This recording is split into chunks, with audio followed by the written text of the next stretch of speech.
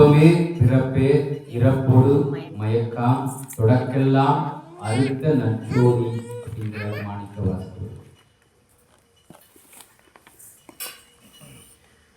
துன்பம் அப்படின்னு ஒண்ணு இருக்குது அப்படின்னு நமக்கு எல்லாருக்கும் தெரிஞ்சுக்கணும் அப்படின்னா எது துன்பம் அப்படின்றத தெளிவா புரிஞ்சுக்கணும் அப்படின்னா மாணிக்க வாசகர் பெருமான் ரொம்ப அழகா பிடித்த பத்திர சொல்லிட்டார். துன்பமே பிறப்பு, பிறக்கிறது துன்பம். அப்போ பிறந்தது எதற்கு? துன்பத்தை அனுபவிச்சுட்டே இருக்கிறதுக்கு இல்ல, பிறக்கிறது எதுக்கு அப்படின்னு கேட்டீங்கன்னா அடுத்ததே சொல்ற துன்பமே பிறப்பே இறப்போடு மயக்கம். இறப்போடு மயக்கம், இறப்போடு மயக்கம்னா துன்பமே பிறப்பே அப்படின்ட்டார். நீ எந்த பிறவி எடுத்தாலும் சரி, என்ன பிறவி? புல்லாகி பூடாகி புழுவாய் மரமாகி பல்மிருகமாகி பறவையாய் பாம்பாகி கல்லாய் மனிதராய் பேயாய் கணங்களாய் வல்லசுரராகி முனிவராய் தேவர். நீ எந்த பிறப்புனா எடுத்துக்கோ, எந்த பிறப்பு எடுத்தாலும் என்னது? துன்பம். எல்லா பிறப்பும் என்னது அப்படின்னு கேட்டா துன்பம் தான். காரணம் என்ன அப்படின்னு கேட்டீங்கன்னா பிறந்துட்டாலே இன்னும் நம்ம என்ன அடையலைன்னு அர்த்தம்? முழுமை அடையவில்லை அப்படின்றத அர்த்தம். முக்தி அடையவில்லை, முழுமை அடையவில்லை அப்படின்றத அர்த்தம். அதனாலதான் மாணிக்க வாசகர் பெருமாறு அழகா சொல்றாரு என்னது அப்படின்னு கேட்டீங்கன்னா துன்பமே பிறப்பு. ஐயா, இந்த உலகத்துல துன்பம்னு ஒண்ணு இருக்குன்னா அது என்னது அப்படின்னு கேட்டீங்கன்னா பிறப்பு தாங்க. பிறப்புக்குள்ள நீங்க போயிட்டு தனித்தனியா பிரிச்சுக்கிட்டீங்க பாருங்க. எனக்கு இது இல்லை அது இல்லை, இதனால கஷ்டம் அதனால கஷ்டம்னு, அதெல்லாம் துன்பம் கிடையாது. பிறந்தது என்னது அப்படின்னு கேட்டா துன்பம் தான். துன்பமே பிறப்பே. எதற்கு பிறந்தோம்? இறக்கிறதுக்கு தான் பிறந்தோம். அது எவ்வளவு அழகா சொல்றாரு பாருங்க. இறப்போடு மயக்கம் அப்படின்னு என்ன அர்த்தம்? ஒவ்வொரு பிறக்கும் பொழுதும் வருகின்ற மரணம் என்பது முழுமை அடைவதற்கான அடுத்த படி. முழுமை அடைவதற்கான அடுத்த படி. நீங்க மரணத்தை சந்திக்கிறீங்க அப்படின்னா ஒரு பிறப்பை கடந்துட்டீங்கன்னு அர்த்தம். நமக்கு லைனா கோடு போட்டு வச்சிருக்காரு. ஒரு கூட என்ன பண்ணிட்டே வராரு, அழிச்சுக்கிட்டே வராருன்னு அர்த்தம். மரணம் நீங்க அனுபவிக்கும் பொழுதெல்லாம். ஆனா அது யாருக்காவது புரியுதான்னு கேட்டா கிடையாது. எல்லாரும் எதுக்கு பயப்படுறோம் அப்படின்னு கேட்டீங்கன்னா பிறந்த நாளை விழா எடுத்து கொண்டாடுவோம். இறப்புறதுக்கு ஐயோ மரணம் வரப்போகிறது, மரணிச்சுடுவோமே, அதுக்கப்புறம் இந்த பூமியில நம்ம வாழ முடியாது அப்படின்றது. அது என்னது? மயக்கு அப்படிங்கிற அறியாமை. காரணம் என்ன அப்படின்னா எந்த உயிர்களுக்கெல்லாம் தெளிவு இருக்கிறதோ, எந்த உயிர்களுக்கெல்லாம் புரிதலை இறைவன் காட்டி கொடுக்கிறானோ அந்த உயிர்களுக்கெல்லாம் என்ன தெரியும்? ஐயா பிறக்கிறது தான் ஐயா துன்பம், இறக்கிறது அடுத்த படி. அடுத்த படினா வரவேற்க வேண்டியது எது அப்படின்னு கேட்டா மரணத்தை. ஐயா வேண்டாம்னு நினைக்க வேண்டியது எதுன்னு கேட்டா பிறப்பு. அப்ப துன்பமே பிறப்பே இறப்போடு மயக்கம் தொடக்கெல்லாம் அழுத்த நழிச்சோறு. இப்படி தொடர்ந்து நான் என்ன பண்ணிக்கிட்டு இருக்கேன்? பிறந்துட்டேன், பிறந்த நாள் என் கண்களுக்கு தெரிந்து விட்டது. எல்லாரும் சொல்றாங்க ஐயா இந்த தேதி பிறந்தேன், இந்த மாதத்துல பிறந்தேன், இந்த வருடத்துல பிறந்தேன்னு. இறந்த தேதி யாராலும் சொல்ல முடியுதா? இறக்க போற தேதியை யாராலும் சொல்ல முடியுதா அப்படின்னா இல்லை. நம்ம குறிச்சு வச்சாலும் அந்த தேதியில நம்ம போக முடியுமான்னு கேட்டா தெரியாது. புரியுதா? போய் மேல இருந்து விழாவணும் பொழைச்சிக்கிறவன் இருக்கான், நல்லா படிக்கிறவனும் போய் சேர்ந்தவன் இருக்கான். அப்ப இறுதி என்பது யாரிடத்தில் இருக்குது அப்படின்னு கேட்டா இறைவனிடத்துலதான் இருக்கு. அப்ப இந்த துன்பத்துக்கும் இந்த பிறப்புக்கும் இறப்புக்கும் நடுவில் இருக்கக்கூடிய போராட்டம் இருக்கு பாத்தீங்களா? இந்த துன்பம், பிறப்பு என்பது துன்பம், இறப்பு என்பது மயக்கமாகவே இருக்குது. என்னைக்குடா வரும் மரணத்தை? நான் எல்லாம் புரிஞ்சு போச்சுங்க எனக்கு. அப்ப இந்த பிறவியை கடந்தா அடுத்த ஸ்டெப்பு போக போறேன் அப்படின்னா நாளைக்கே நான் மரணத்தை கேட்டா வந்துருமா? கொடுத்துருவாரா? இல்ல சாமி இன்னும் கொஞ்ச நாள் இருக்கேன், இவ்வளவு சீக்கிரம் என்னால வர முடியாது, நான் இன்னொரு 50 வருஷம் கழிச்சு வரேன் சாமி விட்டுருவாரா? கிடையாது. இறைவன் என்னைக்கு தீர்மானித்து வைத்திருக்கிறானோ அன்னைக்கு அந்தந்த உயிர்களுக்கு பிறப்பும் இறப்பும் கொடுக்கப்படுகிறது. அப்ப இது ரெண்டுமே என்னது அப்படின்னு கேட்டீங்கன்னா மயக்கம். நமக்குள்ள இருக்கக்கூடிய மயக்கம் இறைவன் எப்படி பொதிச்சு வச்சிருக்காரு அப்படின்னு கேட்டீங்கன்னா துன்பமே பிறப்பே இறப்போடு மயக்கம் தொடக்கெல்லாம் அறுத்த நச்சோதி அப்படிங்கிறார். இந்த தொடக்கு அப்படின்னா என்ன? தொடக்கு அப்படின்னா தொடர்ந்து வருது. என்ன தொடர்ந்து வந்துட்டே இருக்கு? இறக்கிறேன் பிறக்கிறேன், இறக்கிறேன் பிறக்கிறேன், இறக்கிறேன் பிறக்கிறேன், இறக்கிறேன் பிறக்கிறேன், அவ்வளவுதான். இது எப்ப எனக்கு முடியும் அப்படின்னு கேட்டா இந்த இறப்பதும் பிறப்பதும் மாயை என்பதை புரிந்து கொள்ளும் வரையில் இது என்ன ஆகிட்டே இருக்கும்? தொடர்ந்துகிட்டே தான் இருக்கும். புரியுதா? அப்ப அந்த மாயை நான் தெரிஞ்சுக்கிறதுக்கு யார் வரணும் அப்படின்னு கேட்டீங்கன்னா, அந்த தொடக்கெல்லாம் அறுத்த நல்சோதி. மாயைனால என்ன அர்த்தம் அப்படின்னா இருட்டுல இருக்கும் அப்படின்றது அர்த்தம். நமக்கு முன்னாடி என்ன இருக்குன்னே தெரியாது. நம்ம நம்பி என்ன பண்ணுவோம், மேடுதான் சொல்லிட்டு கால் எடுத்து வைப்போம். ஆனா அது பள்ளமா இருக்கும். பள்ளமா இருக்குமோன்னு பத்திரமா கால் எடுத்து வைப்போம். அது சாதாரண தரையா இருக்கும். புரியுது? அப்ப என்னது அப்படின்னு கேட்டீங்கன்னா, அந்த மாயையில நம்ம உணர்வது எல்லாம் என்ன கிடையாது, உண்மை கிடையாது, கண்ணுக்கு தெளிவாக தெரிவது இல்லை. அப்ப பெருமானார் என்ன செய்யறாரு அப்படின்னு கேட்டீங்கன்னா, ஒரு நற்சோதி எழுப்பி நமக்கு அதெல்லாம் புரிய வைக்கிறாரு. அழகா மாணிக்கவாசகர் பெருமான் இன்னொரு இடத்துல சொல்லுவாரு, சித்தம் அழகியார் பாடாரோ நம் சிவனை. சித்தம் அழகியார், யார் பாட முடியும் சிவனை? சித்தம், யாருடைய சித்தம் அழகாக இருக்கிறதோ அவர்கள் தான் என்ன பண்ண முடியும், சிவத்தை பாட முடியும். சித்தம் அழகியார் பாடாரோ நம் சிவனை. சித்தம் சித்தம் உள்ளார்ந்த பொருள் ஒன்று இருக்கு. சித்தம் எல்லா சித்தம் அப்படி இருக்குதுங்க. எப்படி சொல்லணும், சித்தம் அப்படி இருக்குதுங்க அப்படின்னா என்ன அர்த்தம்? அவருடைய அருள், அவர் நமக்கு விதித்த விதி, நமக்கு நமக்கு கொடுத்து அனுப்பிச்சிருக்கக்கூடிய வினை. நல்லா புரிஞ்சுக்கங்க. சித்தம் அழகியார் பாடாரோ நம் சிவனை. பெருமான் என்னைக்கு இந்த உயிர்கள் அவனை பற்றி பேச வேண்டும், அவனை பற்றி பாட வேண்டும், அவனுடைய அறிவை பெற வேண்டும், அவனுடைய திருவருளை நோக்கி பயணம் செய்ய வேண்டும் என்பதெல்லாம் யார் முடிவு பண்ணி வச்சிருக்கார்? இறைவன் நமக்கு சமைத்து கொடுத்த வினையில் பதிந்து இருக்கிறது. அப்ப அந்த நினைவு வராத வரைக்கும் அங்க இருந்ததெல்லாம், சித்தத்துல இருந்ததெல்லாம் என்னது அப்படின்னு கேட்டீங்கன்னா அழுக்கு.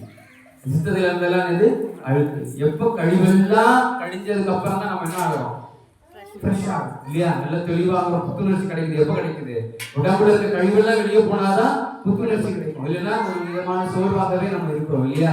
அப்படி இந்த வினையன் இறைவன் எனக்காக இந்த பிறப்பை கடப்பதற்காக அவன் கொடுத்த கழிவுகள் எல்லாம் கழிந்து இந்த சித்தம் அழகாகும் பொழுது நம்ம யார் பாட ஆரம்பிச்சிருவோம்?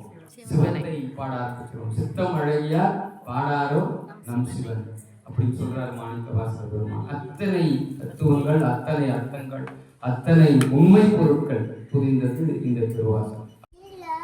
உள்ளாகி கூடாய் புழுவாய் மரமாகி பல்விருகமாகி பறவையாய் பாம்பாகி கல்லாய் மனிதராய் பேயாய் கணங்களாய் வல்லசுரராகி முனிவராய் தேவராய் செல்லார் என்ற காகர சங்கமத்துள் எல்லா பிறப்பும் பிறந்து இழைத்தேன் எம்பெருமான் நீயே உன் பொன்னடிகள் கண்டின்று வீருற்றேன் அப்படின்னு சொல்றார் மாணிக்கவாசகர் பெருமான்.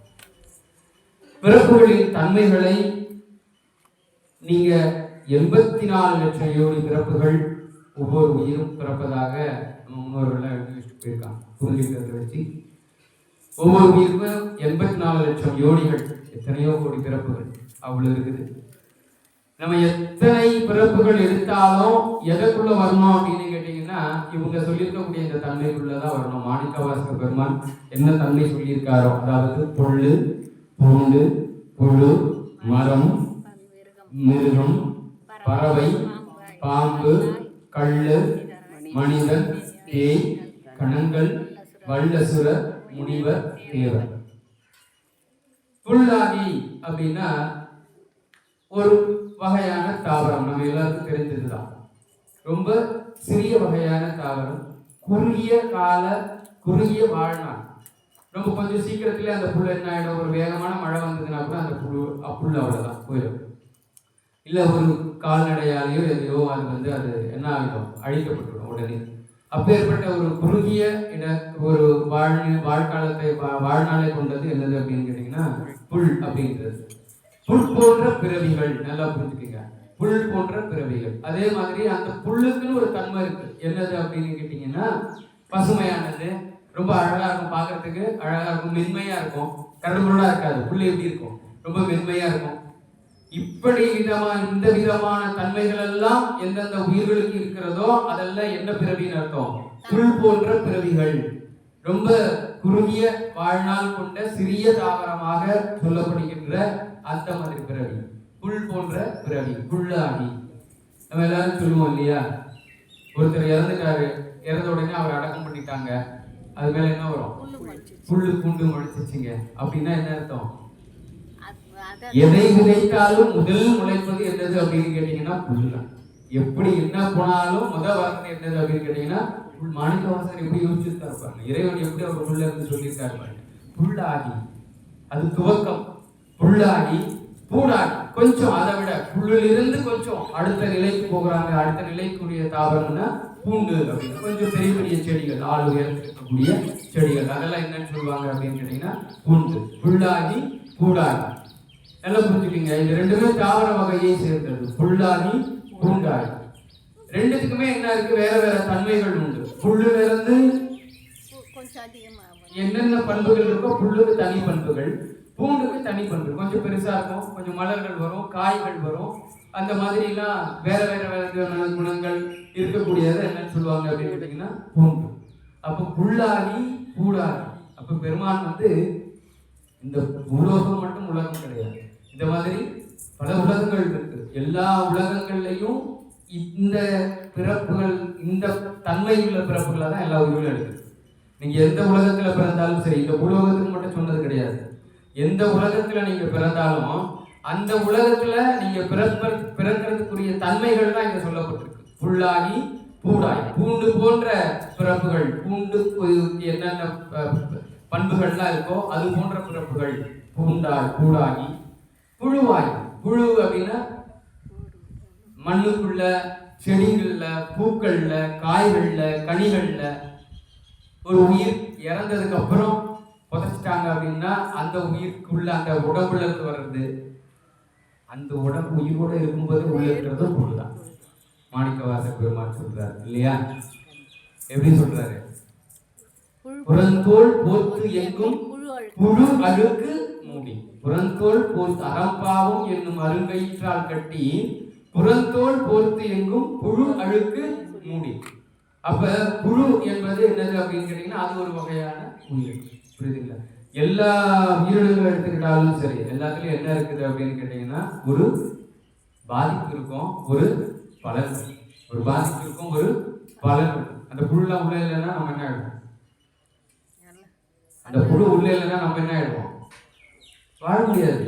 அந்த புழு உள்ள இருக்கிறதுலயே, புழுக்கள்லயே நல்ல புழுக்கள் உள்ள இருக்கு, கெட்ட புழுக்கள் என்ன இருக்கு, உடம்பு உள்ள இருக்கு. நல்ல புழுக்கள் என்ன பண்ணுது, கெட்ட புழுக்களை அடிச்சு சாப்பிட்டு அதை நம்மளை பாதுகாக்குது. எப்போ கெட்ட புழுக்கள் அதிகமாகி நல்ல புழுக்கள் குறைய ஆரம்பிக்குது அப்பதான் நோய் வருது, அப்பதான் வருது, உடலுக்கு முடியாம போகுது. அப்படி ஒவ்வொரு உயிருக்கும், புழுக்கள்ல மட்டும் இல்லை, அது புல்லாக இருந்தாலும் சரி, பூண்டாக இருந்தாலும் சரி, புழுவாக இருந்தாலும் சரி, எல்லாத்துலயுமே என்ன இருக்கு அப்படின்னு கேட்டீங்கன்னா இன்பத்தையும் துன்பத்தையும் இறைவன் சேர்த்துதான் வைத்திருக்கான். எது எனக்கு தேவையோ அது இன்னொரு உயிருக்கு தேவையில்லை.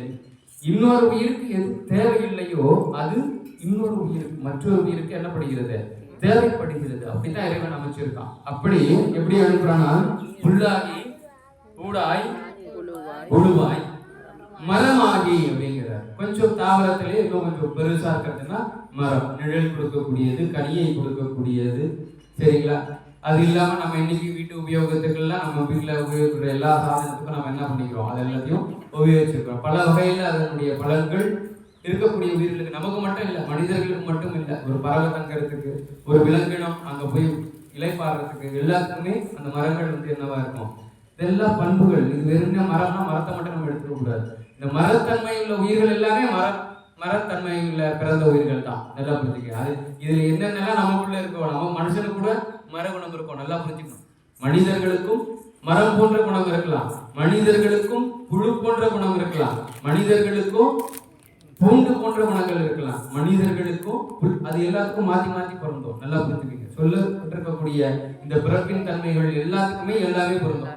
எப்படி பஞ்சபூதங்கள் வந்து எல்லா பஞ்சபூதங்களுக்குள்ளேயும் ஒரு பஞ்சபூதத்துக்குள்ள மற்ற 4 பூதங்கள் எப்படி அடக்கமோ அப்படி பெருமான் மாணிக்கவாசக பெருமான் தொகுத்து கொடுத்திருக்கக்கூடிய இந்த எல்லா பிறப்புகளுக்குள்ளேயும் எல்லா பிறப்புகளும் அடக்கம். நல்லா புரிஞ்சுங்க. எல்லா பிறப்பின் தன்மைகளும் அடக்கம், அது இல்லாம இருக்க முடியாது. புரியுதுங்களா? அப்படி புல்லாகி பூடாய் புழுவாகி மரமாகி, மரம் போன்ற உயிரினங்கள் ஆகி எல்லாத்துக்கும் உயிர் அந்த உயிர் வாழ்கின்ற காலம் என்பது ஒவ்வொன்றுக்கும் வேறுபடும். உயிர் வாழ்கின்ற தளம் என்றதும் வேறுபடும். நல்லா புரிஞ்சுக்கீங்க. புல் இருக்க எல்லா இடத்துலையும் பூண்டு இருக்க முடியாது. பூண்டு இருக்க எல்லா இடத்துலயும் புல் இருக்க முடியாது, மரம் இருக்க முடியாது, புழு இருக்க முடியாது. ஒவ்வொரு இடமும் ஒரு அதற்கு அந்த உயிரினங்களுக்குன்னு தனித்தனியா என்ன பண்ணிருக்க இறைவனால் பிரிக்கப்பட்டு இந்த தட்பவெப்ப சூழ்நிலையில இந்த தன்மையில தான் இந்த உயிர் வாழ முடியும். அந்த உயிர் அந்த தட்பவெப்ப சூழ்நிலையில உயிர் வாழ்ந்தா தான் உயிரை விட முடியும். விட்டுட்டு வரணும்னாலும் அங்க இருக்கணும். உயிரை விட்டுட்டு அந்த உடம்பை விட்டுட்டு வரணும்னாலும் இறைவன் தீர்மானிக்கிற இடத்துல அது இருக்கணும். அப்பதான் என்ன பண்ண முடியும், அங்கிருந்து விடை பெற முடியும். நல்லா புரிஞ்சுக்கீங்க. அப்படி புல்லாகி கூடாய் புழுவாய் மரமாகி பல்விருகமாகி அப்படிங்கிற பல்விருகம் அப்படின்னா பல்விருகம். விருகம் அப்படின்னா மிருகம்னு அர்த்தம். விருகம்னா என்னது? மிருகம். அது எப்பேற்பட்ட விருகம் மிருகம் சொல்றாரு. பல்விருகம். பல்விருகம்னா பல வகையான மிருகங்கள். அப்ப மிருகங்கள்ல என்ன இருக்கு அப்படின்னு கேட்டீங்கன்னா பல வகையான மிருகங்கள் இருக்குது. ஏன் அதை மட்டும் பல்விருகமாகி அப்படின்னு சொல்றாரு இல்லையா? புல்லுனாரு, புழுனாரு, புழுனாரு, மரம்னாரு. மரத்துல பல வகைகள் இருக்குது. ஆனா பல்விருகமாகி அப்படிங்கிறது ஏன் அப்படின்னு கேட்டீங்கன்னா, இந்த மிருகம் அப்படிங்கிறது என்னதுன்னு கேட்டீங்கன்னா ஒரு சின்ன ஒரு செல் உயிரிலிருந்து எவ்வளவு பெரிய உயிரினமாக இருந்தாலும், நடைபோடுகின்ற மலஜலம் கழிக்கின்ற உயிரினங்கள் எதுவாக இருந்தாலும் அத்தனையும் எதன் கீழே வருது அப்படின்னு கேட்டீங்கன்னா மிருகத்தின் கீழே தான் வருது. அத்தனையும் எது? மிருகங்கள் தான். ஒவ்வொரு மிருகத்துக்கும் என்னது ஒவ்வொரு பண்பு இருக்கும். எல்லா மிருகங்களும் ஒரு கொடூரமான மனதோடு பிறப்பதில் ஒரு உணர்வு பண்போடு இருக்கிறது கிடையாது. ஒரு சில உயிரினங்கள், ஒரு சில மிருகங்கள் எப்படி இருக்கு, சாந்தமான மிருகங்களும் இருக்கு. ஒரு சிலது இருக்கிறதுலயே ரொம்ப கொடுமையான மிருகங்களும் இருக்கு. அப்ப பல்விருகமான பல வகையான மிருகங்கள் எல்லாமே மிருகம் தான். இங்க நம்மளும் சேர்த்துதான் சொல்றோம். நமக்குள்ளேயே எல்லா மிருகங்களுடைய குணமும் இருக்கு. புரியுது? அதனால எல்லா பல்விருகம் ஆகி அப்படிங்கிறார். பல வகையான மிருகங்களாக பிறப்பு கொடுக்கிறான் இறைவன். எப்பேற்பட்ட மிருகங்கள்? கொடிய குணமுள்ள மிருகங்களாகவும் நல்ல குணமுள்ள மிருகங்களாகவும் பல வகையான குணமுள்ள மிருகங்களாக இறைவன் என்ன பண்ணியிருக்காரு இந்த உலகத்துல உயிர்களுக்கு பிறப்பை கொடுக்கிறாரு. நல்லா புரிஞ்சுக்கீங்க. ஏற்கனவே சொன்ன மாதிரி எல்லா பிறப்புகளுக்கும் எல்லா பிறப்பின் தன்மையும் உண்டு. அப்ப பல்விருகமாகி அடுத்தது பறவை. அடுத்த உயிரினம் என்னது அப்படின்னு கேட்டீங்கன்னா பறவைகள். சரிங்களா? இது மிருகங்கள் இந்த புல்லு, பூடு, புழு, மரம் இது வரைக்கும் சொன்னதெல்லாம் என்ன பண்ணாது, தரையில வாழக்கூடிய அத்தனையும் எங்க வாழும்? தரையிலையோ, தரை சார்ந்த தண்ணீரிலையோ, அல்லது நிலத்துக்கு அடியிலையோ, நிலத்துக்கு மேலேயோ வாழக்கூடியதெல்லாம் என்னது அப்படின்னு கேட்டீங்கன்னா இந்த இது வரைக்கும் சொல்லக்கூடிய பறவைகள், இது வரைக்கும் சொல்லக்கூடிய உயிரினங்கள். பறவையாய் அப்படிங்கிறார். பறவை அப்படின்னா வானத்துல பறக்கக்கூடிய இயல்பை உடையக்கூடிய உயிரினங்கள்லாம் என்னது அப்படின்னு கேட்டீங்கன்னா பறவைகள் அப்படிங்கிறார். பறவையாய் பறவை போன்ற உயிரினங்கள், பறவை தன்மை உள்ள உயிர்களாக. நல்லா புரிஞ்சுக்கணும். மற்ற உயிரினங்களுக்கு எல்லாமே புல்லா இருக்கட்டும், பூடா இருக்கட்டும், புழுவா இருக்கட்டும், மரமா இருக்கட்டும், மிருகமா இருக்கட்டும், அத்தனை உயிரினங்களும் இந்த தரைக்கு மேலேயோ, தரைக்கு கீழேயோ, தண்ணிக்கு கீழேயோ, தண்ணிக்கு மேலேயோ வாழ்றது. ஆனால் பறவையாய் அப்படிங்கிறாரு. பறவை அப்படின்னா என்ன அர்த்தம் அப்படின்னா பறந்து பறக்கக்கூடிய இயல்பை இருக்கக்கூடிய உயிர்கள். முட்டையிட்டு குஞ்சு பொறிக்கக்கூடிய ஒரு தன்மை உள்ள உயிரினம் என்னது அப்படின்னு கேட்டீங்கன்னா பறவை. அப்ப முட்டையிடுவது என்பது பறவைக்கு ஒரு பிறப்பு. முட்டையிலிருந்து அது குஞ்சா வெளியே வர்றது அப்படின்றது இன்னொரு பிறப்பு. ரெண்டு விதமான போராட்டத்தை அது கடந்து வரணும் பறவைகள். புரியுதுங்களா? மற்ற உயிரினங்கள்லாம் அப்படி கிடையாது. பறவைகளுக்கு எப்பேற்பட்டது, முட்டையிடும் உயிரினங்களுக்குலாம் எப்பேற்பட்டது அப்படின்னு கேட்டீங்கன்னா முட்டையிடுவது என்பது ஒரு போராட்டம். அந்த முட்டையிலிருந்து குஞ்சு வெளியே வந்து அதுக்கப்புறம் அது பறவையா வர்றதுன்றது இன்னொரு போராட்டம். அப்பேற்பட்ட தன்மையுள்ள உயிர்கள் எல்லாம் என்னது அப்படின்னு கேட்டீங்கன்னா பறவை இனங்கள், பறவை தன்மையுள்ள உயிர்களாக. பாம்பு இது ஒரு வகையான உயிரினம். என்னது? நச்சு உடைய உயிரினம். பார்த்தாலே எல்லாரையும் பயமுறுத்தக்கூடிய உயிரினம். அது பார்த்தாலே அஞ்சுவோம் எல்லாரும் இல்லையா? அது பார்த்துனா அது வேலையை பார்த்துட்டு தான் போயிருக்கோம். ஆனா நமக்கு என்ன வரும் அப்படின்னு கேட்டா நம்மள அது கடிச்சிருவோம்னு நமக்கு பயம், நாம அதை அடிச்சிருவோம் அப்படின்ட்டு அதுக்கு பயம். ஆகியனால அப்பேற்பட்ட தன்மை உள்ள உயிரினம் என்னது அப்படின்னு கேட்டீங்கன்னா பாம்பு, பாம்பாதி. கல்லாய். இது வரைக்கும் சொன்ன எல்லா உயிர்களுக்கும் மலஜலம் போக்கு வரவு அத்தனையும் உண்டு. புல்லாக இருக்கட்டும், புழுவா இருக்கட்டும், பூண்டா இருக்கட்டும், மரமா இருக்கட்டும், மிருகமாகட்டும், பறவையாகட்டும், பாம்பாகட்டும், அத்தனைக்கும் என்ன உண்டு அப்படின்னு கேட்டீங்கன்னா உட்கொண்டு உயிர் வாழுதல். உணவு எடுத்து என்ன ஆகுது, அதை உயிர் வாழுது அப்படின்றது அர்த்தம். கல் அப்படி என்பது ரெண்டு விதமா இந்த உலகத்துல நம்ம பிரிக்கிறோம். உயிரற்ற பொருட்கள், உயிர் உள்ள பொருட்கள். உயிர் உள்ள பொருட்கள் எல்லாமே மேல சொன்ன விதத்துல எல்லாமே வந்துருது. கல்லுக்கு உயிர் கிடையாது. ஆனா என்ன இருக்கு அப்படின்னு கேட்டீங்கன்னா தோற்றம் மறைவு. பிறப்பு இறப்பு என்பது வேற, தோற்றம் தோன்றுதல் அப்படின்றது வேற. பிறப்பு இறப்பு என்பது வேற, தோற்றம் மறைவு என்பது வேற. நல்லா புரிஞ்சுக்கணும். பிறத்தல் இறத்தல் என்பது என்னதுன்னா இந்த பூமியில பிறந்து போக்கும் வரவும் புணரும் இதோட வாழ்ந்து நம்ம என்னவா போயிடுறோம், இறந்துடுறோம், மறைந்து போயிடுறோம், இறந்து போயிடுறோம். அது பிறப்பு இறப்பு. தோற்றம் மறைதல் என்பது என்ன அப்படின்னா ஒரு பொருள் தோன்றும் அப்புறம் இல்லாமல் போய்விடும். அதுக்கு பேர் என்னது அப்படின்னு கேட்டீங்கன்னா தோற்றம் மறைவு. அப்பேற்பட்ட உயிரற்ற பொருட்கள் அதெல்லாம் எதற்கில வரும் அப்படின்னு கேட்டீங்கன்னா உயிரற்ற பொருட்கள். நல்லா புரிஞ்சுக்கணும். உயிருள்ள பொருட்கள் எல்லாத்துக்குமே பிறப்பு இறப்பு. உயிரற்ற பொருட்கள் எல்லாத்துக்குமே என்னது அப்படின்னு கேட்டீங்கன்னா தோற்றம் மறைவு. கொஞ்ச காலம் ஒரு கண்டமே இல்லைன்னு இல்லையா, ஒரு கண்டம் காணாம போயிடுச்சு அப்படின்னா காரணம் என்ன, தோன்றி மறைந்து விட்டது அப்படின்றது அர்த்தம். ஒரு மலை இங்க இருந்ததுங்க, அது இப்ப இல்லைங்க அப்படின்னு சொல்றாங்க. காரணம் என்ன, தோன்றி மறைந்து விட்டது அப்படின்றது அர்த்தம். இந்த இடத்துல கடல் இருந்ததுங்க, நம்ம போகும்போதெல்லாம் சொல்லுவாங்க உத்தரகோசம் அங்க வாசல் வரைக்கும் என்ன இருந்ததுன்னு சொல்றாங்க, கடல்.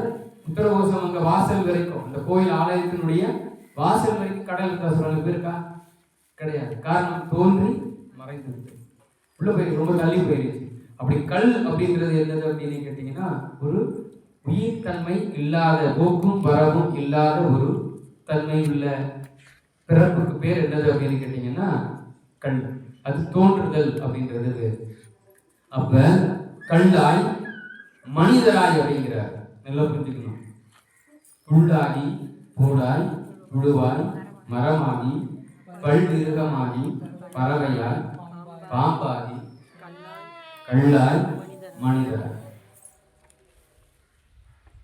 மனிதர் அப்படிங்கிறார். மனிதர் அப்படின்னா நம்ம எல்லாம் என்னது, மனிதர்கள். நல்லா புரிஞ்சுக்கங்க. வெவ்வேறு விதமான பிறப்புகள் இறைவனால் பிறப்பின் தன்மை உள்ள உயிர்களாக இந்த உலகத்துக்கு நம்ம வரோம். இந்த புல் பூண்டு புழு மரம் மிருகம் பறவை பாம்பு கல் இதெல்லாம் கடந்த பிறப்பு என்னது அப்படின்னு கேட்டீங்கன்னா மனித பிறப்பு. இதுக்கு அடுத்த பிறப்பு, இதுக்கு அடுத்ததா அவர் சொல்லக்கூடிய பிறப்பு என்னது அப்படின்னு கேட்டீங்கன்னா மனித பிறப்பு. ஆனா கொஞ்ச நேரத்துக்கு முன்னாடி சொல்லும் பொழுது பல் மிருகமாகி அப்படின்னு சொல்லும்போது மிருகம் அப்படின்ற ஒரு இனம் வரும் பொழுதே அந்த மிருக இனத்துல எது இருக்கு, மிருகம்னு சொல்லிட்டாலே நம்மளும் மிருகம் தான். நம்மளும் என்னது, மிருகம் தான். நல்லா புரிஞ்சுக்கீங்க. எல்லா மிருகங்களுக்கும் என்ன அறிவு இல்லைன்னு சொல்றோம் அப்படின்னு கேட்டீங்கன்னா ஆறாவது அறிவு அப்படின்றது ஒண்ணு கிடையாது. ஆனா மனிதனுக்கு என்ன இருக்குது, ஆறாவது அறிவு இருக்கு. அதனால நம்ம என்னன்னு சொல்லிக்கிறோம் அப்படின்னு கேட்டீங்கன்னா மனிதன் அப்படின்னு சொல்லிக்கிறோம். அதனால நம்ம என்ன சொல்லிக்கிறோம், ஏன் எங்க உட்காரணும்னு தெரியும், எங்க படுக்கணும்னு தெரியும், எப்படி இருக்கணும்னு தெரியணும், எப்படி உடுத்தணும்னு தெரியணும், எந்த இடத்துல எப்படி எப்படிலாம் நம்மளால இருந்துக்க முடியும் அப்படின்றத நம்ம பகுத்து அறிவதனால் நம்ம என்ன சொல்லிக்கிறோம், நம்மள மனிதன் அப்படின்னு சொல்லிக்கிறோம். நல்லா புரிஞ்சுக்கங்க, நிறைய வித்தியாசம் இருக்கு. ஆனா மிருகம் அப்படின்னும் பொழுதே இந்த மனித இனமும் உள்ள வருது. பல் மிருகமாகி அப்படின்னும் பொழுதே மனுஷன் எதுல இருந்து வந்ததா சொல்றாங்க, குரங்கிலிருந்து. குரங்கு என்பது ஒரு விதமான மிருகம். அந்த மிருகத்திலிருந்து வந்தவன் தான் மனுஷன். நல்லா புரிஞ்சுக்கங்க. வெறுமனே இந்த ஆறாவது அறிவு வளர்ந்துட்டதுனால நம்ம மனிதர் கிடையாது. நல்லா புரிஞ்சுக்கங்க. வெறுமனே இந்த ஆறாவது அறிவு வளர்ந்துட்டதுனால மனிதர் கிடையாது. நல்லா புரிஞ்சுக்கங்க. ஒரு மிருகம் எடுத்துக்கிறீங்க, சரியா? சரி, ஒரு சைவத்தை மட்டுமே புசிக்கக்கூடிய ஒரு மிருகத்தை எடுத்துக்கங்க. அந்த மிருகத்துக்கிட்ட கொண்டு போயிட்டு அசைவத்தை கொடுங்க, சாப்பிடுமா? ஏன்? நல்லா புரிஞ்சுக்கங்க. ஒரு சைவத்தை குசுக்கின்ற மிருகத்தை கிட்ட கொண்டு போயிட்டு ஒரு அசைவ உணவை நீங்க என்ன சுவையா செஞ்சு அதுகிட்ட கொண்டு போய் வச்சாலும் என்ன பண்ணாது, தொடாது. அப்ப அதுக்கு பகுத்தறிவு இருக்குல்ல, அதுக்கும் பகுத்தறிவு இருக்குது. ஏன்னா அது என்ன பண்ணிடுது, இது நான் சாப்பிடக்கூடிய உணவு இல்லை அப்படின்றத புரிஞ்சுக்குது இல்லையா? அப்ப வெறுமனே இந்த வாழ்வியலின் அடிப்படையில் அறிவு வர்றதுக்கு பேரு மனிதன் இல்லை. வெறுமனே இந்த வாழ்வியல் அடிப்படையில நான் அறிவாளியா இருக்கிறதுக்கு பேரு மனிதன் கிடையாது. நல்லா புரிஞ்சுக்குங்க. நம்ம எல்லாருமே எந்த வகையை சேர்ந்தவங்க தான், மிருக வகையை சேர்ந்தவங்க தான். மாணிக்கவாசகர் பெருமான் சொல்றாரு, சிறார் பெருந்துரை நம் தேவனடி போற்றி ஆறாத இன்பம் அருளும் மலை போற்றி. நமச்சிவாய வாழ்க, நாதன் வாழ்க, இமைப்பொழுதும் என் நெஞ்சில் நீங்காதான் தாழ்வாழ்க, சொற்வழி ஆண்ட குருமணி தன் தாழ்வாழ்க. குருமணி தன் தாழ்வாழ்க. நல்லா புரிஞ்சுக்கங்க. அந்த குருமணி தன் தாழ்வாழ்க அப்படின்னு பிரிச்சுங்க அப்படின்னா, குருமணி அப்படின்னா குருவை சொல்றாரு அப்படின்றது அர்த்தம். அந்த குரு எப்படி வந்தாரா? அந்த குரு எப்படி வந்தாரா? மனித உருவத்துல வந்தாரா? நல்லா புரிஞ்சுக்கங்க. வந்த குருவும் வாழ்கின்ற மனிதர்களும் ஒண்ணா? வந்த குருவும் வாழ்கின்ற மனிதர்களும் ஒன்றா? அந்த மனிதன் வேற. அந்த மனிதனுடைய பண்பு எப்படி இருந்தது? பார்த்த மாத்திரத்திலேயே புவனியில் சேவடி தீண்டினன் காண்க, சிவன் என யானும் தேரினன் காண்க அப்படின்றார் மாணிக்கவாசக பெருமான். அப்படின்னா அந்த மனிதர் எப்படி வந்திருப்பாரு? அந்த மனிதர் எப்படி வந்திருப்பாரு? நல்லா புரிஞ்சுக்கணும். அப்ப மனிதன் என்பவன் யார் அப்படின்னு கேட்டீங்கன்னா, எத்தனை பிறப்புகள் எடுத்து வந்தாலும் அந்த பிறப்புல இறைவனுடைய தெளிவையும் இறைவனுடைய புரிதலையும் இறைவனுடைய பாதையும் இறைவனுடைய நெறியையும் யாரால் புரிந்து கொள்ள முடிகிறதோ, எந்த உயிரினத்தால், நல்லா புரிஞ்சுக்கீங்க, எந்த உயிரினத்தால் புரிந்து கொள்ள முடிகிறதோ அந்த உயிர்கள் எல்லாம் என்னது அப்படின்னு கேட்டீங்கன்னா மனிதர்கள் தான். அந்த உயிர்கள் எல்லாம் என்னது? வெறும் ஆறாத அறிவு வச்சிருக்கிறதுனால நம்ம சொல்றாருன்றது அர்த்தம் கிடையாது. நல்லா புரிஞ்சுக்கணும். புல்லாகி கூடாய் குழுவாய் மரமாகி பல்விருகமாகி பறவையாய் பாம்பாய் கல்லாய் மனிதராய், இதெல்லாம் ஒரு படி. நல்லா புரிஞ்சுக்கணும். இந்த மனிதர் அப்படின்ற இந்த பண்பு இருக்கு பாத்தீங்களா? இந்த மனித தன்மை அப்படின்றது என்னது அப்படின்னு கேட்டீங்கன்னா, இந்த தன்மை இருக்கு பாத்தீங்களா? இந்த தன்மை எல்லா உயிர் தன்மைக்கும் பொருந்தும். ஒரு புல்லு கூட எப்படி இருக்கலாம்? மனித தன்மையோடு இருக்கலாம். ஒரு பூண்டு கூட மனித தன்மையோடு இருக்கலாம். ஒரு புழு கூட மனித தன்மையோடு இருக்கலாம். ஒரு மரம் கூட மனித தன்மையோடு இருக்கலாம். ஒரு மிருகம் கூட மனித தன்மையோடு இருக்கலாம். ஒரு பறவை கூட மனித தன்மையோடு இருக்கலாம். ஒரு பாம்பு கூட மனித தன்மையோடு இருக்கலாம். நான் திரும்ப திரும்ப சொல்றேன், மனிதன்னா நம்மள நினைச்சுக்காரு. மனிதன்னா நம்மள நினைச்சுக்காரு. நம்மளாம் எங்க யாரு? மிருகங்கள். நல்லா புரிஞ்சுக்கணும். நம்மளாம் மிருகங்கள். மனிதன் என்பவன் யார் அப்படின்னு கேட்டீங்கன்னா, யாருக்கு மெய்யறிவு இருக்கிறதோ, ஆறாத அறிவு இல்லை, நல்லா புரிஞ்சுக்கணும். யாருக்கு மெய்யறிவு இருக்கிறதோ அவரை என்னன்னு சொல்றாரு மாணிக்கவாசகர் பெருமான் அப்படின்னா மனிதன். அதனாலதான் தேவர்கள் முனிவர்கள் எல்லாம் என்னவா வரணும்னு தவம் இருக்காங்களா? மனிதனா வரணும்னு ஏன் தவமா இருக்காங்க அப்படின்னு கேட்டீங்கன்னா, மனிதனா இந்த மண்ணுக்கு வந்தவன், மனிதனா இந்த மண்ணுக்கு வந்தவன் யாரு? சிவன். வந்து என்ன சொல்லிட்டு போனான்? ஐயா, இதுதான் மனிதனுக்குரிய பண்புன்னு சொல்லிட்டு போனான். இந்த பண்பு இல்லாத அத்தனை பேரும் யாரையா? மிருகம். இந்த பண்பு இல்லாத அத்தனை பேரும் யாரு? மிருகம். மனிதனாய், மனிதராய். அடுத்த குணம் என்னன்னு சொல்றாரு? அடுத்த தன்மை பேய். அடுத்த தன்மை என்னது? பேய்னா அங்கேயும் தாக்குறது. எதை பேய்ன்னு சொல்லுவோம்? ஆசை அடங்காதது பேய். நல்லா புரிஞ்சுக்கீங்க. பேயின்னு திருவாசகத்தில் சொல்லப்பட்டிருக்கு அப்படின்னா பேய் இருக்கு என்பது பொருள். பேய் இந்த உலகத்துல இருக்கு என்பது பொருள். ஏன்னா திருவாசகம் பேச ஆரம்பிக்கும் பொழுதிலிருந்து முதல் நாளிலிருந்தே சொல்றோம் என்னன்னு, திருவாசகம் என்றால் உண்மை, திருவாசகம் என்றால் பொய்யே இல்லாதது. அப்ப மாணிக்கவாசக பெருமான் இங்க பேயின் ஒரு பிறப்பு கொடுக்கிறாரு அப்படின்னா என்னது அப்படின்னு கேட்டீங்கன்னா, பேய் அப்படின்ற ஒரு இது இருக்குதா இந்த உலகத்துல அப்படின்னு கேட்டா இருக்கு அப்படின்றாரு மாணிக்கவாசகர். என்னது அப்படின்னு கேட்டீங்கன்னா, புல்லு, பூண்டு, புழு, மரம், மிருகம், பறவை, பாம்பு, கள்ளு, மனிதன், இதெல்லாம் பிறப்பின் தன்மைகள். இதெல்லாம் உயிர்களுடைய கண்களுக்கு என்ன ஆகும்? புலப்படும். இதெல்லாம் உயிரோட கண்களுக்கு என்ன ஆகும்? ஒரு கல்லை என்னால பார்க்க முடியும், ஒரு பறவை என்ன பார்க்க முடியும், ஒரு மிருகத்தை நான் பார்க்க முடியும். இதெல்லாமே என்ன பண்ண முடியும் அப்படின்னு கேட்டீங்கன்னா கண்களுக்கு புலப்படும். பேய் என்பது கண்களுக்கு என்ன ஆகாது? புலப்படாது. நல்லா புரிஞ்சுக்கோங்க, பேய்கள் கண்களுக்கு புலப்படாது. என்ன சொல்ல வராங்க அப்படின்னு கேட்டீங்கன்னா, இறைவன் தீர்மானித்த இந்த பிறப்பு இருக்கு இல்லைங்களா, இந்த பிறப்பை இறைவன் அவன் அந்த உயிரை எப்ப எடுக்கணுமோ அப்ப எடுத்துறான். அந்த உயிரை எப்ப எடுக்கணுமோ அப்ப எடுத்துறான். பிறப்பு என்பது இறப்பதற்காக மட்டுமே. நல்லா புரிஞ்சுக்கங்க. எல்லா உயிர்களுக்கும் இறந்தவுடன் பிறப்பு கொடுக்கப்படுகிறதா என்று கேட்டால் இல்ல. அங்க நிறுத்துறாரு சாமி. அங்க என்ன பண்றாரு? நிறுத்துறாரு. ஒரு உயிர் இறந்து போதுங்க, அடுத்த கணமே எல்லா உயிர்களுக்கும் அடுத்த பிறப்பு கிடைச்சிருதா அப்படின்னு கேட்டா கிடையாது. அந்த கேப் இருக்குல்ல, எல்லாமே நல்லா புரிஞ்சுக்கணும். எல்லா உயிரும் அப்படியும் கிடையாது.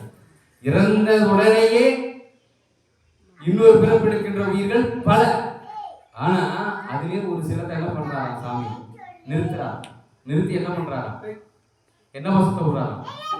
பேயாய் சுத்த விடுறாரு. அதுல கொஞ்சம் பேர் என்ன பண்ணிடுறாரா? கொஞ்சம் உயிர்களை நல்லா புரிஞ்சுங்க. மனுஷன் கிடையாது, மனுஷனை மட்டும் கிடையாது. மனுஷன்னா நம்மள நம்மளும் மிருகத்தான். எல்லா உயிர்களும் இந்த உலகத்துல என்ன ஆகுது? இறக்குது. இறந்த உடனே அடுத்த பிறப்பு எடுத்துருதான்னு கேட்டா கிடையாது. அந்த அடுத்த பிறப்பு எடுப்பதற்கும் இந்த மரணத்திற்கும் இடையில் அது தனித்தன்மையோட இருக்குது பாத்தீங்களா?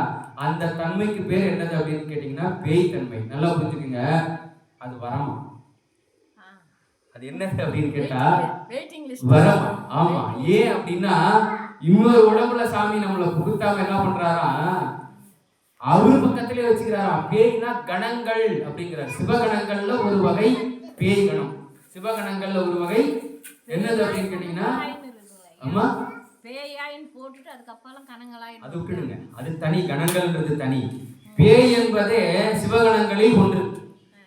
பேய் என்பது என்னது அப்படின்னு கேட்டீங்கன்னா சிவகணங்களில் ஒன்று. அது அதுக்கெல்லாம் என்ன பண்ணும் பேய்? நான் நல்லா புரிஞ்சுக்கங்க. இறைவன் திருவடியிலிருந்து பிரிஞ்சு வந்தோம், இறந்து வந்தோம், அங்கிருந்து மறைந்து வந்தோம், வந்து என்ன பண்ணோம்?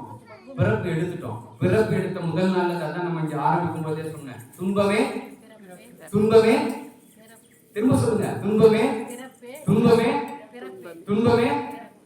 பிறக்காம இருக்கனா என்ன அர்த்தம்?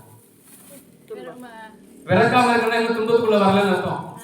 பிறக்காம இருக்கனா இன்னும் துன்பத்துக்குள்ள வரலன்னு அர்த்தம். அப்ப அது வரும். அப்ப அது என்னது? வரும். அதனாலதான் காரைக்கால் அம்மையார் கேட்கிறாங்க, என்னன்னு கேட்கிறாங்க, எனக்கு என்ன உருவம் கொடு. ஏன்? உன்னை சேர்வதற்கான நிலையை நான் அடைந்துட்டேனான்றது எனக்கு தெரியல. உன் திருவடியை வந்து சேர்வதற்கான நிலையை, பக்குவத்தை, ஞானத்தை, முழுமையை, முக்தியை நான் அடைந்து விட்டேனா என்பது எனக்கு தெரியாது சாமி. ஆனா எனக்கு கண்ணுக்கு தெரிஞ்சு பேயா இருந்தன்னா எங்க இருக்கலாம்? உன் பக்கத்திலேயே இருக்கலாம். அது என்ன சொல்லிட்டாங்க எல்லாரும்? சாமி எங்க இருக்காரா? சுடுகாட்டுல இருக்காரு, அதனால பேயா இருந்த பேயா கேட்கறாங்க அப்படின்னு. அப்படி கிடையாது. நல்லா புரிஞ்சுக்கீங்க. பேய் அப்படின்ற பிறப்பின் தன்மை எப்பேற்பட்ட தன்மை அப்படின்னு கேட்டீங்கன்னா, எப்ப அது புரியும் அப்படின்னு கேட்டீங்கன்னா, யாருக்கு மெய்யறிவு பெற்ற மனிதனாக பிறக்கிறானோ, யார் ஒருவன் மெய்யறிவு பெற்ற மனித தன்மையோடு பிறப்பு எடுக்கிறானோ, மனுஷனா இல்ல, நல்லா புரிஞ்சுக்கீங்க, மனித தன்மையுள்ள உயிராக பிறப்பு எடுக்கிறானோ அவனுக்கு தெரிஞ்சிருமா என்னது பேய்ன்றது இடத்துல நமக்கு என்ன கிடைக்குது? இடைவேளை கிடைக்கிறது. பேய்ன்ற இடத்துல என்ன கிடைக்குது? நமக்கு இடைவேளை கிடைக்குது. என்ன பண்ணலாம்? பிறப்பு எடுக்காம இருக்கலாம். பேய்ன்ற இடத்துல என்ன பண்ணாம இருக்கலாம்? பிறப்பு எடுக்காம இருக்கலாம், இளைப்பாறலாம். நல்லா புரிஞ்சுக்குங்க. என்ன பண்ணலாம்? இளைப்பாறலாம். ஆனா அது முழுமைக்கான வழி கிடையாது. நல்லா புரிஞ்சுக்கணும். முழுமைக்கான வழி கிடையாது. முழுமைக்கான வழியா இருந்தா அந்த அம்மையார் பேயாவே இருந்து போயிட்டு இருப்பாங்க. என்ன கடைசியில கொண்டு போய் கைலாயத்துல போய் என்ன பண்ணிடுறாங்க, இறைவனோட சேர்ந்துடுறாங்க. புரியுதுங்களா? அப்ப நல்லா புரிஞ்சுக்கலாம். அப்ப பேயாய் அப்படின்ற ஒரு பிறப்பின் தன்மை எப்பேற்பட்டது அப்படின்னு கேட்டீங்கன்னா, எவன் ஒருவன் மனித தன்மையோடு பிறக்கின்றானோ அவனுக்கு இறைவன் புரிதலை தருகிறான். என்னன்னு கொடுக்க சொல்றான்? பேயாய். அடுத்ததுதான் என்னது அப்படின்னு கேட்டீங்கன்னா கணங்கள். கணங்கள்ன்றது என்னது அப்படின்னு கேட்டா, இந்த பேய்க்கு என்ன கிடையாது, உருவம் கிடையாதுன்னு சொன்னல. கணங்களுக்கு என்ன உண்டு? உருவம் உண்டு. அதெல்லாம் என்னது கணங்கள்னா? சிவகணங்கள். சிவகணங்கள் எதற்காக? சதா சிவத்தொண்டு செய்வதற்காகவே பிறந்ததெல்லாம் என்னது அப்படின்னு கேட்டீங்கன்னா சிவகணங்கள். அதற்கும் என்ன உண்டு? இறப்பு உண்டு. பிறப்பும் இறப்பும் உண்டு. பேய்க்கு என்ன உண்டு? முடிவுகளாம் உண்டு. பேயாலே இருந்துட முடியாது. நல்லா புரிஞ்சுக்கீங்க. ஒருத்தரை வந்து இறைவன் என்ன பண்ணிடுறாரு அப்படின்னு கேட்டீங்கன்னா 30 வயதுல பறிச்சிடுறாரு அப்படின்னா அவர் பேயா ஒரு இன்னொரு 30 வருடம் இருந்தாங்கன்னா 30 வருடம் அவர் பேயா அங்கேயே இருப்பார். அங்கேயா ஆழ்நேரத்தில் சுத்திட்டு இருக்க மாட்டார். நல்லா புரிஞ்சுக்கிங்க. உடனே அந்த மாதிரி திங்கிங் போயிடக்கூடாது. எந்த உயிராக இருந்தாலும் மறித்த அடுத்த கணம் இறைவனுக்கு இங்க சுத்தாது. அடுத்த கணமே என்ன ஆயிடும்? ஏன் வந்து கூட்டு போறது அவர்தான். வந்து கூட்டு போறது அவர்தான். சாமி ஒரு 20 நாள் இருந்து வர சாமி அப்படின்லாம் விட மாட்டார். நம்மள புரியுதுங்களா? வான்னு கையோடைய கூட்டு போயிடுவார். அப்படி பேயாய் கணங்கள். கணங்கள் என்பது என்னது அப்படின்னு கேட்டீங்கன்னா சிவகணங்கள். சிவகணங்கள் சிவத்துண்டு செய்வதற்காகவே இறைவனால் படைக்கப்பட்ட உயிரினங்கள். எல்லாமே இறைவனால் படைக்கப்பட்ட உயிரினங்கள் தான். எல்லாத்துக்கும் என்ன இருக்குது? காரணம் இருக்குது. பெருமான் அந்தந்த உயிர்களுக்கு அந்தந்த பிறப்பின் தன்மையை கொடுக்கிறாரு. அப்ப கணங்களாய் வல் அசுரராகி. அடுத்தது என்னது? வல் அசுரராகி. அசுரர் அப்படின்னா பேய்க்கு ஒரு குணம் இருக்கு இல்லையா? பேய்க்கு என்ன குணம் இருக்குன்னு சொல்லுவாங்க. பேய் குணம்னா என்னது? அவ்வளவுதான். தொட்டா தொட்டதுதான், பிடிச்சா பிடிச்சதுதான். அதான் பேய் பிடிச்சிச்சு அப்படின்னு சொல்லுவாங்கல்ல. பிடிச்சா பிடிச்சதுதான். என்ன ஆகாது? அந்த குணத்துல இருந்து மாற மாட்டாங்க. அப்படியே பேயாய் அவர் சொல்றதுக்கு காரணம் என்ன அப்படின்னா, இறைவனை உயிரை விட்ட உடனே இறைவனை பார்த்துடுறாங்க. சாமி ஒண்ணு விட மாட்டேன், நான் இங்கே நிற்கிறேன் சாமி, அதை இன்னொரு இடத்துக்கு அனுப்பிடாது அப்படியே நின்றுறதுக்கு பேர் பேய். கணங்களாகி அதிலிருந்து அடுத்த நிலை அப்படின்றது கணங்கள். கணங்கள் என்பது இறைவனுக்காகவே சேவை செய்வதற்காகவே பிறந்த உயிர்கள் எல்லாம் கணங்களாகி வல்லசுரராகி. வல்லசுரர் அப்படின்னா அவங்கள்ல இருந்து அடுத்து ரொம்ப ரொம்ப ரொம்ப திண்மையானவர்கள் அப்படின்னு கேட்டா யார் அப்படின்னு கேட்டா, பிடித்த பிடியில இருந்து என்ன பண்ண மாட்டாங்க, செய்வது தவறாகவே இருந்தாலும் மாத்திக்க மாட்டாங்க. சரியோ தப்போ அவங்க செய்யறது நியாயம். அப்படி குணங்கள் உள்ள உயிர்களை என்ன சொல்றாரு அப்படின்னு கேட்டீங்கன்னா வல் அசுரராகி. வல் அசுரர். வல் அசுரர் அப்படின்னா வலிமை வாய்ந்த அசுரர்கள். அந்த அசுரர்களை யாராலும் என்ன பண்ண முடியாது, வீழ்த்தவே முடியாது. அந்த அசுர குணத்தில இருந்து ஒருத்தரை வீழ்த்தணும்னா யாரால முடியும்? இறைவனால மட்டும்தான் முடியும். அதனாலதான் வல்ல அசுரர் அப்படிங்கிறார். நான் அசுரனை வீழ்த்திட்டேன்னா முடியாது. அசுரனை வீழ்த்தியவனை இயக்கியவன் யார்? இறைவன் இயக்கி அந்த அசுரன் என்ன ஆகிறான், வீழ்த்தப்படுகிறான். அப்ப வல் அசுரராகி முனிவராய் என்ன பண்றது, சாந்தமா போறது. முனிவராய்னா சாந்தமா, எதுவுமே வேணாம் சாமி, இந்த பிறப்புல இருக்கக்கூடிய எந்த போக வாழ்வும் எனக்கு வேண்டாம், நான் யோகத்தை நோக்கி பயணம் செய்யறேன், உன்னை மட்டுமே சிந்திச்சுட்டு இருக்கணும் அப்படின்னா அதுக்கு பேர் என்னது அப்படின்னு கேட்டீங்கன்னா முனிவராய், தேவராய். இது சொல்லியிருக்கக்கூடிய அத்தனை பிறப்புகளும் எதை சார்ந்தது அப்படின்னு கேட்டீங்கன்னா மனிதர், பேய், கணங்கள், வல்லசுரர், முனிவர், தேவர். எதற்கப்புறம் இதெல்லாம் சாத்தியம் அப்படின்னு கேட்டீங்கன்னா அந்த மனிதன் அப்படின்னு சொன்ன இல்லையா, எப்ப மெய்யறிவோடு நம்ம மனிதனாக மாற்றப்படுகிறோமோ, மாறுகிறோமோ, இறைவனுடைய திருவருளோடு மாற்ற பெறுகிறோமோ, அதற்கப்புறம் தான் நமக்கு இதெல்லாம் புரிய வரும். என்ன புரிய வரும்? மனிதன், பேய், வல்லசுரர், தேவ, முனிவர், அப்புறம் முனிவராய், தேவராய். தேவராய்னா என்ன இருக்கும்? விண்ணுல வாசிக்கிற, விண்ணுல இருக்கவங்க, வானுலகத்துல இருக்கிறவங்க யாரு? இறைவனை தவிர, சிவபெருமானை தவிர இங்க யாரெல்லாம் தெய்வம்னு வழிபட்டு இருக்கோம் அத்தனை பேரும் யாரு அப்படின்னு கேட்டீங்கன்னா தேவர். சும்மா அவங்களெல்லாம் தெய்வம்னு சொல்றது கிடையாது. நல்லா புரிஞ்சுக்கணும். எல்லாம் அத்தகைய தன்மையை அடைந்தவர்கள். அதனால அவங்க என்ன சொல்லிடுறோம் அப்படின்னு கேட்டீங்கன்னா தேவர்கள். ஆனால் அந்த தேவர்களுக்கும் என்ன உண்டு? பிறப்பும் இறப்பும் உண்டு. படைக்கின்ற பிரம்மாவுக்கும் உண்டு, காக்கின்ற விஷ்ணுவுக்கும் உண்டு, ஒடுக்குகின்ற இயமனுக்கும் உண்டு. அத்தனை பேருக்கு என்ன உண்டு? பிறப்பு இறப்பு உண்டு. பிறப்பு இறப்பு இல்லாம கிடையவே கிடையாது. அப்ப நல்லா புரிஞ்சுக்கணும். அப்ப புல்லாகி கூடாய் புழுவாய் மரமாகி பல்தீர்க்கமாகி பறவையாய் பாம்பாகி கல்லாய் மனிதராய் பேயாய் கணங்களாய் வல்லசுகராய் முனிவராய் தேவராய். தேவ பிறப்பு அப்படின்றது நம்ம நினைச்சிட்டு இருக்கிற பிறப்பு, நம்ம நினைச்சிட்டு இருக்கிறது என்னது அப்படின்னு கேட்டீங்கன்னா, இருக்கிறதுலயே ரொம்ப வசந்த பிறப்புன்றது என்னது? தேவர்கள் தான் பிறப்பு. இதெல்லாம் நம்ம புரிஞ்சுக்கிறதுக்காகத்தான் மாணிக்க வாசக பெருமான் எப்படி அழகா அடிக்கிருக்காரு அப்படின்னா, பரிசையா அடுக்கி வச்சு சொல்றாரு. இதெல்லாம் என்னது? பிறப்பின் தன்மைகள். பிறப்பின் தன்மைகள். எல்லா பிறப்பு நீங்க எடுக்கும் பொழுதும் இந்த எல்லா பிறப்பினுடைய தன்மைகளோட ஒளி ஏதாவது ஒண்ணு உள்ள வரும், வந்து போகும், எல்லாமும் வந்து போகும். இதெல்லாம் சேர்ந்து இதெல்லாம் ஜீரோவாக்கி சுழியாக்கி வெளியே வர்றதுக்கு பேர் தான் என்னது அப்படின்னு கேட்டீங்கன்னா, முழுமை, ஞானம், முக்தி. அதுதான் சொல்றாரு, தேவராய். தேவலோகத்தில் இருக்கக்கூடிய தேவர்களாகவும் பிறந்துட்டேன். இத்தனை பிறப்புகள் செல்லா நின்ற தேவராய் செல்லா நின்ற இத்தாவர சங்கம். நல்லா புரிஞ்சுக்கங்க. எத்தனையோ பிறவை எடுத்தேன் இறைவா. எப்படிலாம் எடுத்தேன்? புல்லா எடுத்தேன், பூண்டா எடுத்தேன், குடுவாய் எடுத்தேன், மரமாய் எடுத்தேன், மிருகமாய் எடுத்தேன், பறவையாய் எடுத்தேன், பாம்பாக எடுத்தேன், கல்லாக எடுத்தேன், மனிதராய் எடுத்தேன், பேயாய் எடுத்தேன், கணங்களாய் எடுத்தேன், வல்லசுரராய் எடுத்தேன், முனிவராய் எடுத்தேன், தேவராய் எடுத்தேன். ஆனா எல்லா பிறப்பு எடுத்தும் செல்லா என்ற இத்தாவர சங்கமத்துள் என்ன பண்ண முடியல என்னால? இந்த பிறப்பிலிருந்து விடுதலை அடைய முடிஞ்சதா அப்படின்னு கேட்டா கிடையவே கிடையாது. என்னால என்ன பண்ண முடியல? இந்த பிறப்புல இருந்து விடுதலை அடைய முடியவே இல்லை. துன்பமே பிறப்பே. எனக்கு திரும்ப திரும்ப என்ன கிடைச்சிட்டே இருக்குது? நான் தேவரா பிறந்தாலும் அந்த பிறப்பு துன்பமான பிறப்பு தான். ஏன்? இறைவன் திருவடியில் இளைப்பாறுவதை போல, இறைவன் திருவடியை சென்று சேர்வது போல ஆனந்தம் எங்க வேணாலும் கிடைக்காது. எந்த பிறப்பு எடுத்தாலும் கிடைக்காது. எல்லாம் சொல்லிருக்கலாம் இல்லையா மாணிக்க வாசக பெருமான்? ஐயா, எல்லா பிறப்பும் கடந்து தேவராயிருங்க. எல்லா பிறப்பும் கடந்துட்டு தேவராயி வானுலகத்துக்கு போயிட்டீங்கன்னா நிம்மதியா இருக்கலாம் சொல்லலாம்ல. அந்த இமையவர்களே கூப்பிடுறாரு, ஐயா உனக்கும் பிறப்பு இருக்குன்னு சாமி சொல்லிட்டாரு. உனக்கும் பிறப்பு இருக்கு. அப்ப அந்த பிறப்பு எடுத்தாலும் எனக்கு என்ன உண்டு? மரணம் உண்டு. இரவா நிலை என்பது கிடையாது. அப்ப எப்ப இரவா நிலையை கொடுக்க வேண்டும் என்பதை யார் தீர்மானிக்கிறா அப்படின்னா இறைவன். எப்படிங்க? தேவரா இதுதான் கடைசி பாரா அப்படின்னு கேட்டா கடைசி நிலையா அப்படின்னு கேட்டா இல்லையா.